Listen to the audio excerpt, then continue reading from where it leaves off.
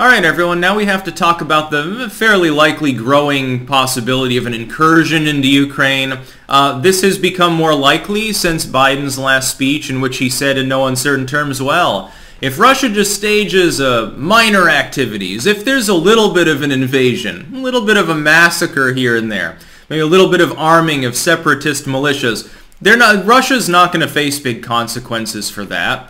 We're not worried about the possibility that Russia is going to go in and snatch up, part of Far East Ukraine that held a de facto referendum to split from Kiev over ethnic issues. We don't care about that. Go ahead, advance your borders, annex a little bit more land that happens to contain another major warm water port, if I remember correctly, in the Black Sea. Go ahead, play imperialist. The U.S. is down for the count under Joe Biden, so there's nothing we can do about it. And that's really my take on Ukraine. I'm war skeptic. I'm not interested in seeing a bunch of Americans go into Ukraine to get killed, although I think better prep, and I'll explain that. I'll qualify that, would have helped. Here's the big problem. We made no preparations in the wake of Crimea being invaded to increase troop readiness in the last year. We've done nothing. We've withdrawn on the world stage. Biden has taken a page out of the Obama playbook. You'll remember the Obama presidency was marked by a foreign policy that was exceptionally lackluster, specifically for the great power of the Western world, that was reliant upon the denigration, the degrading of NATO and other capabilities. There was a sense that Obama's entire ethos was that the United States, which has been at the forefront of the world stage for the last more than half century, needs to bow its head solemnly, take a step back more out of the limelight, let other people come to the fore and do whatever they want, and that our role in history needs to be diminished. Well, that's not an American way. That's not the kind of exceptionalism you expect from a healthy republic that happens to have the nuclear codes. It can be expensive maintaining that supremacy, but there's something beyond the war aspect. Here's the problem, and then I'll get to preparedness in Ukraine that's badly botched. And that's why I expect there's nothing fundamentally the U.S. can do other than strongly worded letters, which is, at this point, best possible outcome. Best possible outcome now is that Biden resigns and that the next person in there, which probably wouldn't be Kamala because she's unqualified and would get scooted out too, the best possibility is that we simply make it clear that we'll act and then hope the Russians don't invade at all. Because there's no military solution. Two nuclear powers cannot directly confront one another. Right now the U.S. is running all sorts of lethal aid to the Ukrainians. Do you honestly think that Ukraine has enough troops and enough tech to take on Russia? I don't think so. Russia has a massive advantage when it comes to tanks and artillery and missiles and all of these other fun things. There's nothing we can do directly, except make it more bloody for the Russians to annex eastern Ukraine. That again. I hate to say it, but that's probably what's going to happen as well. We should have been more prepared, and Trump tried. Trump was in dialogue with Putin. You didn't have this problem under him. You did under Obama, and now you do under Biden. It's amazing. The Trump presidency managed to do with North Korea and Russia, and China to an extent. The administrations on either side just say, fuck it. We're not interested in that sort of big stick diplomacy anymore. Here's the problem. We aren't prepared for this kind of endeavor in this decade because we've made no steps to prepare for it. What we should have done is admit Ukraine to NATO. That would have been one possibility.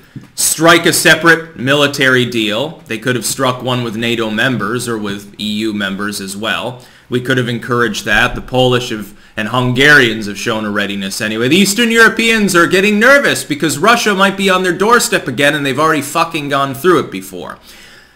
The problem is that the person in charge of U.S. policy can't do anything, and nobody wants to actually have a confrontation. That the will of the American people to belly up to the bar and say, well, we just got out of Afghanistan. Who are we going to fight next? I don't think that extends to fighting Russia, because it's impossible to do without the risk of a nuclear war anyway.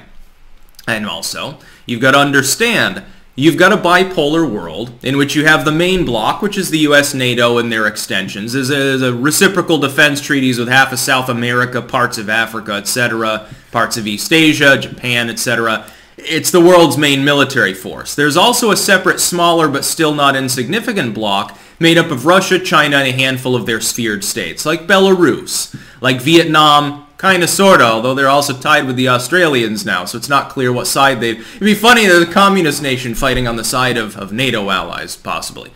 Kind of, sort of the Pakistan-India thing, but they would never fight on the same side because they'd be too busy fighting each other, so we're not sure. Some of the Central Asian countries and so forth. But that bloc still has a lot of nuclear weapons, as many as NATO does, and you can't really fight that kind of symmetric war. The problem is that the U.S. in recent years has been retooling itself to fight counterinsurgencies. It's the opposite of the problem we had when we launched the war on terror in the first place. We built up a military in the Cold War with an eye to defeating Russia. Tanks and mass troop movements and things like that. Now we're fighting people who duck and cover around in caves and valleys and stuff. Well, the military wasn't tooled to defeat them. So we retooled our military and said, well, we need more tactical stuff and stealth and drones and things like that, and we can take out, small groups of people more efficiently, more easily. We need more intel. But now we're looking at a situation where if we were fighting, and I don't encourage that, I think the U.S., this is my solution, should take a hands-off approach, and I'll get into what will likely happen in a moment. Now we've retooled for fighting insurgencies. But now we're looking at a situation where Russia's like, oh, well, the U.S. can't do anything anyway, and its military aid to Ukraine, it's giving them the kind of tools generally that would be used to fight smaller battles, insurgents, terrorists, and shit. Not fighting, an entire column of modern tanks, of Armada tanks. They don't have the equipment. Yeah, they have anti-tank shit and stuff, but they don't have enough of it. They also don't have as much manpower as we do, because Russia's considerably bigger and considerably more populous than Ukraine. What should have been done, again, is admitting Ukraine to NATO, which would have effectively prevented Russia from doing anything. It couldn't take, other than, again, insurgency, which our men have been battle-hardened training for, and so have certain European forces. Russia's not going to move tanks into a country that's a direct, explicit member of a foreign military alliance. But we decided not to do that under Obama. Under Trump, there was an attempt to bolster support in Eastern Europe. And this made Russia mad. Well, they weren't willing to do anything while Trump was president for the, I think the same reasons. The madman strategy kept things at a low boil during the latter part of the Cold War in the 70s, and Nixon and through Reagan and so forth. But that time has passed. What should we do now? Anything under the sun other than fighting is acceptable. Strongly worded letter. Sanctions, Biden has pointed to them. But the big problem is that Biden the other day said that if Russia just stages a small incursion, he won't do anything. No, they're not going to face major consequences. Well, how much is a little incursion? How many square miles of land can they annex before it's a big incursion? And when the fighting begins, when the Ukrainians inevitably begin losing, which is true, when they start using thermobaric weapons and suffocating entire villages, what will you do? Oh, we condemn this move. It'll be sort of like with China and its slave labor. We condemn it and here's a sanction. We're going to make you make slightly less money for a short period of time, and then quietly we'll retire those sanctions. Keep in mind that supposedly the prior admin that contained Russia did a good job diplomatically there, was containing and combating Chinese trade disputes, was supposedly controlled by Putin. Never true, but that was supposedly the case. One of the first things Biden does is greenlight Nord Stream 2 so that the Europeans can get their gas from the Russians, making Russia more money. I don't think, and despite the fact that a wide bipartisan support in the Senate condemns this, it's not just the Republicans doing it, a bunch of Dems joined them, Biden just doesn't give a shit. He's China's friend. He's controlled by the Chinese because he doesn't want his disgrace of a son, the one that cheated on his dead brother's spouse with a stripper. He doesn't want that son to be even more disheveled in name because it'll reflect badly on him. The big guy wants his 10% still. And that's the truth. He's partially controlled by Beijing. So are other Democrats. We know Feinstein's been compromised. We know that Swalwell's been compromised. Bang Bang Fang Fang, remember that one? It's the Chinese are the intel arm. The Russians are the armor. They're the ones with the nukes and the tanks. The Chinese are the ones with the spies and the deep pockets. Well, it's kind of hard to fight that dual sort of system when you've retooled your military to fight insurgents. We were told when the Cold War collapsed, well, we don't have to worry about that kind of grand strategy shit anymore. We have to worry about small groups of people that blend into the local population and occasionally set off a car bomb, thus winning wars by attrition through smaller actions, maybe because the larger military is less efficient.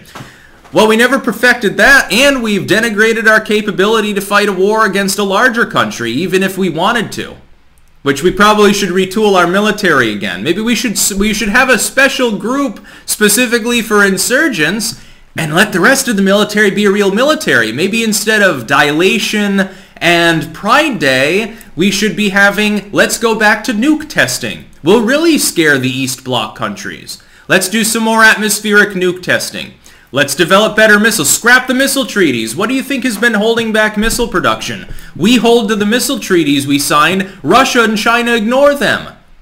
They test their... I guarantee China outsources testing to North Korea the way that Israel did to South Africa with its nuclear program many, many decades ago, back in the 1980s. This is something... All nations right now are jostling for power. We've got a vegetable in chief who can't even put on his own pants. As far as Ukraine, consider it a lost cause. I wouldn't support going to war over Ukraine. We should have avoided it in the first place. Blame Obama and blame Biden. Trump made inroads. They've been completely undone. That's about all. Peace out.